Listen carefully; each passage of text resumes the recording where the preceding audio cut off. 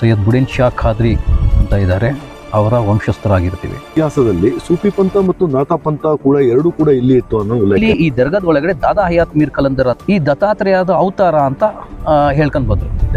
ಆ ಸಮಾಧಿ ಯಾರ್ದು? ಜಿನ್ನಾರ್ ಮಾಲಿಕ್, ಕಬೀರ್ ಮಾಲಿಕ್, ವಜೀರ್ ಮಾಲಿಕ್, ಸಗೀರ್ ಮಾಲಿಕ್. ನೀವು ಇದರಲ್ಲಿ ಯಾರು ವಂಶಸ್ಥ? ಇಲ್ಲಿ ಒಂದು ಹಿಂದೂ ಜನಾಂಗದ ಪೀಠ, ಇದು ಎಂತ ಪೀಠ ಇದೆ. ಒಂದ್ ಸಮುದಾಯಕ್ಕೆ ಅವಾಯ್ಡ್ ಮಾಡೋದು, ಒಂದ್ ಸಮುದಾಯ ಪರವಾಗಿ ಕೆಲಸ ಮಾಡೋದು, ಆತರ ಮಾಡ್ಕೊಂಡು ಬರ್ತಾ ಇದ್ದಾರೆ. ಯಾಕೆ ಬಾಬಾ ಬುಡಂಗಿ ಹೆಸರು ಕ್ರಮೇಣವಾಗಿ ಮರ್ತೋಗ್ಬಿಡ್ತು? ಡಿಸ್ಟರ್ಬ್ ಮಾಡಕ್ಕೆ ಪ್ರಯತ್ನ ಪಡ್ತಿದ್ದಾರೆ. ಬಾಬಾ ಬುಡಂಗಿನ ವಂಶಸ್ಥರಾಗಿ ನೀವು ಆ ಟೈಮಲ್ಲಿ ಏನು ಸ್ಟೆಪ್ ತೆಗೆದ್ರಿ? ನಮಗೆ ಅಷ್ಟು ನಾಲೆಜ್ ಇಲ್ಲ.